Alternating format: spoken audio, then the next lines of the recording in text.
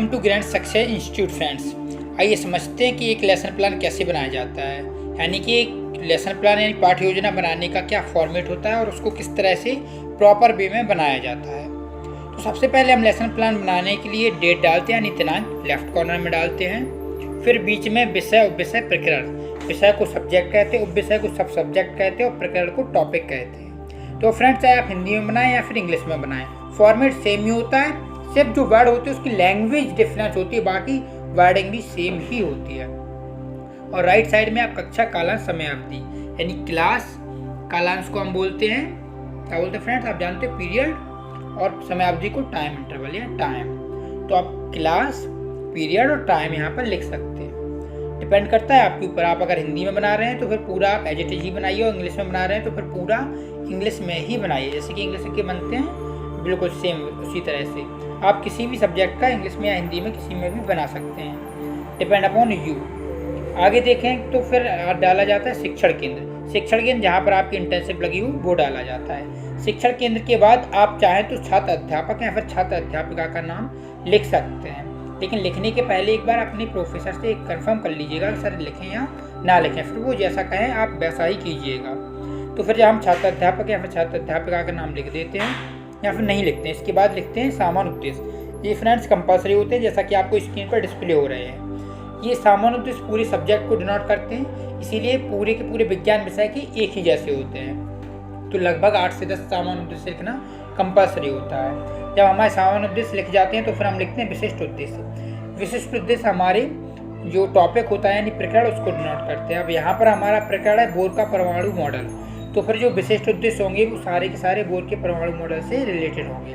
अब यहाँ पर देखिए ज्ञानात्मक, बोधात्मक करके और फिर उनके अंतर्गत पॉइंट्स लिखे हुए हैं। आगे कौशलात्मक है, आप चाहें तो 1 2 3 4 5 6 7 8 9 10 करके सीधा लिख सकते हैं। लगभग ये समझ लीजिए आप 6 से 8 होना कंपलसरी है, मिनिमम इतने तो होने ही चाहिए।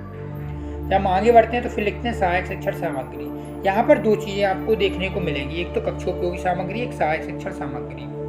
अब फ्रेंड्स मैं प्रेफर करता हूँ कि आप केवल एक ही चीज़ लिखें, वो है सहायक शिक्षण सामग्री। ये जो कक्षोपयोगी सामग्री है ये इसको ना लिखें, आप इसमें ही ये लिख दीजिएगा। जैसे आप ले जाओगे तो आप एक बोर का परमाणु मॉडल ले जाओगे, साथ ही में अगर आप चार्ट बना रहे हो तो चार्ट पे ले जाओगे और संकेतक भी ले जाओगे, तो 3 चीज़ें तो आपकी यही हो गई।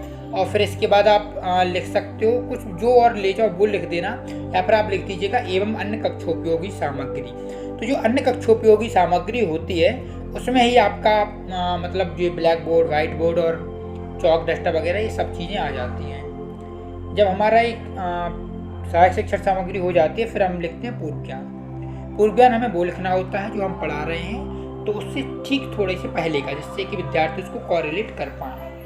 क्योंकि जब हम प्रस्तावना प्रश्न बोलते हैं तो हम उनके पूर्व ज्ञान को देखकर ही प्रस्तावना प्रश्न बनाते हैं। अब यहाँ पर हम प्रस्तावना प्रश्न 4 बनाए हुए हैं, लगभग 4 से 5 होना कंपलसरी है, 4 से कम तो बिल्कुल नहीं होना चाहिए। आपके 5 हो सकते हैं, मैक्सिमम 6 से ज़्यादा भी नहीं होने चाहिए प्रस्तावना प्रश्न बनना, वो ठीक नहीं होते हैं। तो आप एक रेशियो मान के चलिए 5 का या फिर 4 का, बस इतने इनफ होते हैं। तो जैसा यहाँ पर दिख रहा है कि पदार्थ की सूक्ष्म इकाई क्या होती है, परमाणु। अब ध्यान रखो ये मतलब बहुत ही इंपॉर्टेंट होता है जब हम प्रस्तावना प्रश्न बनाते हैं यानी इंट्रोडक्टरी क्वेश्चंस बनाते हैं, कि जो हमारे पहले प्रश्न का उत्तर आए यानी जो आंसर निकलेगा फर्स्ट क्वेश्चन का, उसी को लेकर हमें नेक्स्ट यानी अगेन दूसरा क्वेश्चन बनाना होता है। और इस तरह से हमारे जब प्रस्तावना प्रश्न लास्ट हो जाता है तो फिर हमारा उद्देश्य कथन आ जाता है। विद्यार्थियों आज हम नील बोल्स द्वारा प्रस्तुत परमाणु मॉडल का अध्ययन करेंगे। फिर आ जाता है प्रस्तुतिकरण। जब हम प्रस्तुतिकरण पढ़ाते हैं तो उसमें हम 6 कॉलम बनाते हैं, शिक्षण बिंदु, व्यावहारिक उद्देश्य, छात्र अध्यापक क्रिया, छात्र क्रिया और शिक्षण विधि सापट्यकार, इस तरह से बन जाते हैं। और आप सबसे पहले कथन कहेंगे। जब आपका कथन संपूर्ण हो जाता है तो फिर हमारे विकासात्मक प्रश्न या फिर प्रश्न आते हैं जो हम बच्चों से पुटअप करते हैं। जब हम बोलते हैं तो विद्यार्थी सुनते हैं, उसको हम कहते हैं व्याख्यान विधि। जब हम विद्यार्थियों से पूछते हैं तो उसको कहते हैं प्रश्नोत्तर विधि। तो उसमें विद्यार्थी हमारे उत्तर देते हैं। यहाँ पर देख सकते हैं आप ये विकासात्मक प्रश्न। और फ्रेंड्स अगर आपको कहीं पर भी प्रॉब्लम आए, ये भी आप अच्छे से लिख दीजिएगा। और अगर आपको कहीं पर भी इसमें प्रॉब्लम आ रही है तो आप कमेंट बॉक्स में कमेंट कीजिए, हम आपको उस प्रॉब्लम को जरूर सॉर्ट आउट करेंगे। और एक छोटी सी रिक्वेस्ट जरूर है फ्रेंड्स कि अगर आप इस चैनल पर नए हैं तो सब्सक्राइब करके जाइए और साथ में जो बेल आइकन है उसको जरूर प्रेस कीजिए। और आपकी जितनी भी स्टडी रिलेटेड ग्रुप्स हैं उनमें इस वीडियो को शेयर कीजिए, जिससे ये वैल्यूएबल इन्फॉर्मेशन सभी तक पहुंच सके। ये देखिए अगेन विकासात्मक प्रश्न आ गए हैं। आप इसको आराम से रोक कर लिख सकते हैं।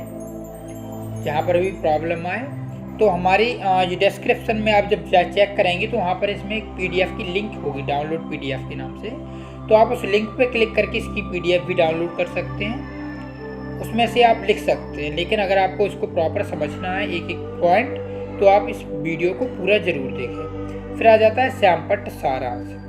श्यामपट्ट सारांश में हम वो लिखते हैं जो हम पूरे के पूरे प्रकरण में मेन चीज़ें बताते हैं, उसको हम श्यामपट्ट सारांश में इंक्लूड कर देते हैं। जैसा यहाँ पर लिखा हुआ है 2n², यहाँ पर KLMN, इस तरह से ये कक्षाएँ भी दी हुई हैं। जब हमारा श्यामपट्ट सारांश लिख देते हैं, फिर हम उसको इरेज करते हैं, यानी मिटा देते हैं। और मिटाने के बाद फिर हम बच्चों से प्रश्न पूछते हैं, उन्हें हम कहते हैं पुनरावृत्ति प्रश्न। तो लगभग 3 से 4 या 5 पुनरावृत्ति प्रश्न अवश्य होने चाहिए, बहुत ज़्यादा भी नहीं करना, लगभग 4 से 5 इनफ होते हैं।